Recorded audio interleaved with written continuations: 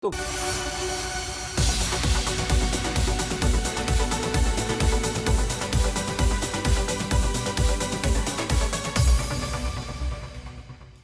안녕하십니까. 계속해서 대구에서 전해드리겠습니다.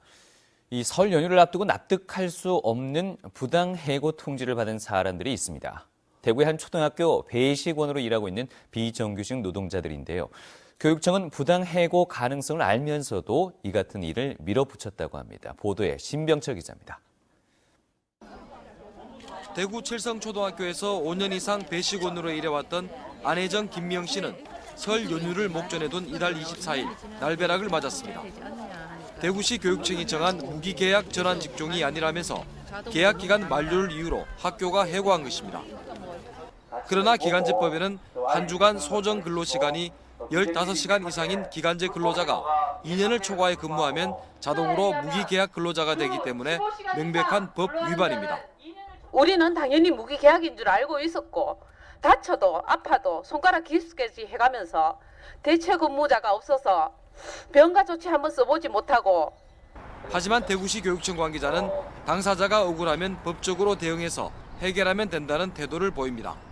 우리의 관심이 그거니까 우리도 뭐 노동법에 위반이 된다면은 부당해고라 이야기할 거고 그분들이나 노조에서는 또뭐 의식의 노동청이나 필요하면 또 뭐 소송까지 법원의 판단을 받고 와야 되겠죠.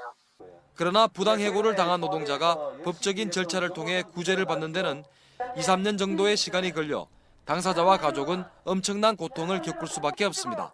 설을 코앞에 두고 1월 24일 학교로부터 계약 종료 통보를 받고 하루아침에 일자리를 잃고 나니 억울하고 분해서 잠이 오지 않습니다. 법을 준수해야 될 공공기관인 대구시 교육청이 기간제법 위반에 대해 전혀 아랑곳하지 않는 비상식적인 행태를 보이면서 비난 여론을 자초하고 있습니다. MBC 뉴스 신병철입니다. 오늘 대구와 경북지역은 대체로 맑은 가운데 낮부터는 추위가 풀렸습니다. 오늘 아침 최저 기온은 대구 영하 8.6도 등으로 매우 추웠지만 낮 최고 기온이 대구 7.9도, 구미가 7.6도, 안동이 6.6도, 포항은 9.6도까지 올라서 포근했습니다. 설 연휴 첫날인 내일은 새벽부터 아침 사이 비 또는 눈이 오겠고 아침 최저 기온은 대구 0도 등 영하 6도에서 영상 4도, 낮 최고 기온은 대구 5도 등 1도에서 7도로 예상됩니다. 설 당일인 모레에는 대체로 맑겠고 아침 최저 기온이 대구 영하 4도, 낮 기온은 대구 8도까지 올라서 일교차가 크겠습니다. 바른정당 유승민 의원이 오늘 국회에서 정의로운 세상을 향한 용감한 개혁이라는 출마 선언문을 통해 서민의 목소리를 가슴에 담고 제19대 대통령 선거에 출마한다고 밝혔습니다.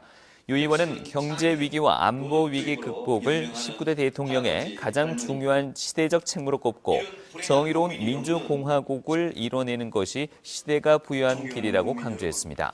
또 저출산 문제 해결과 소외계층 처우 개선, 재벌 개혁과 중소기업 주도의 혁신 창업 경제 정착, 정경 유착 척결 등을 공약으로 내걸었습니다.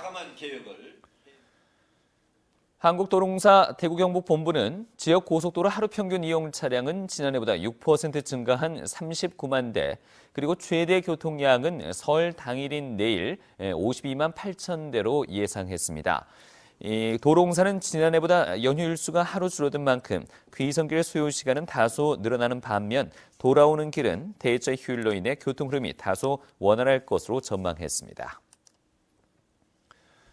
이번 설 연휴 기간 대구의 27개 응급의료기관과 응급의료시설에서 평소처럼 24시간 진료를 하고 보건소를 비롯해서 840여 개 당직의료기관과 1,300여 개 약국이 정상적으로 운영됩니다.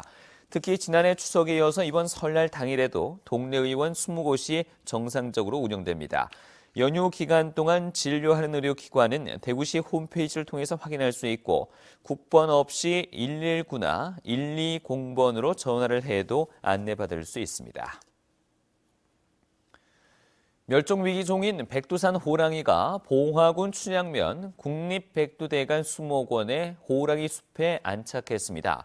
산림청은 어제 백두산 호랑이 수컷 2마리를 백두대간 수목원으로 이송했는데 백두산 호랑이가 한반도 남쪽 숲에 방사된 것은 100여 년 만으로 안전과 적응 훈련을 거친 뒤 공개할 예정입니다. 산림청은 자연과 최대한 유사한 환경인 4.8헥타르 규모의 호랑이 숲에 앞으로 호랑이 10여 마리를 추가로 도입할 계획입니다. AI로 인해 계속 오르던 국내 계란 산지 출하 고시 가격이 23일 만에 처음으로 내렸습니다. 대한양계협회 조사 결과 25일자로 계란 산지 출하 가격을 한 개당 202원으로 고시했습니다. 계란값은 AI 발생 직후인 지난해 11월 개당 174원에서 212원까지 계속 오르다 23일 만에 처음으로 떨어진 것으로 미국산 계란 수입으로 계란값이 떨어지자 국내 양계업체에서 스스로 출하 가격을 내렸기 때문입니다. LG 경북협의회에 따르면 SK그룹과 LG그룹은 최근 이사회를 갖고 LG 실트론 지분 51%를 SK가 6,200억 원에 넘겨받는 결의안을 통과시켰습니다. 이에 따라 구미 산단의 LG 자매사는 LG전자와 LG디스플레이, LG이노텍, LG실트론, 루셈 등 모두 5개에서 4개로 줄어들게 됩니다. 구미 시민들은 SK의 LG실트론 인수로 일감이 SK하이닉스 등 공장이 몰려있는 경기도로 점차 이동하면서 투자도 줄어들 것이란 반응을 보였습니다. 도로교통공단에 따르면 지난 2011년부터 5년 동안 설 연휴 교통사고 발생 건수는 하루 평균 384건으로 평소 611건보다 적었지만 교통사고 100건당 사상자는 191명으로 평소보다 23% 많아진 것으로 나타났습니다. 설 연휴 전날과 첫날의 경우 모두 오후 6시에서 8시 사이에 전체 교통사고의 15%와 12%가 발생해서 가장 높았고 설 당일은 차례를 지낸 뒤 점심 식사 후 움직이기 시작하는 오후 2시에서 4시에 12.5%가 발생해서 교통사고 발생률이 가장 높았습니다. 한국도로공사는 오늘부터 30일까지 경부고속도로 죽전버스정류장과 영동선 여주분기점, 서해안선 당진분기점, 중앙선 대동분기점 등 모두 4곳에서 드론으로 교통법규 위반 차량을 단속한다고 밝혔습니다. 도로공사는 근접 정밀 촬영으로 적발 효율을 높일 수 있을 것으로 기대한다며 단속 대상은 지정차로와 버스 전용차로, 갓길차로 위반 차량 등이라고 덧붙였습니다. 한국소비자원에 따르면 최근 3년간 접수된 화상 화재 사고는 모두 1,200여 건으로 이 가운데 54.8%가 가정 내에서 발생했다고 밝혔습니다. 가정 내 발생 장소는 주방이 37.1%로 가장 많았고 피해 연령대는 10살 미만의 어린이가 42%로 가장 많았습니다. 지금까지 대구에서 전해드렸습니다. 고맙습니다.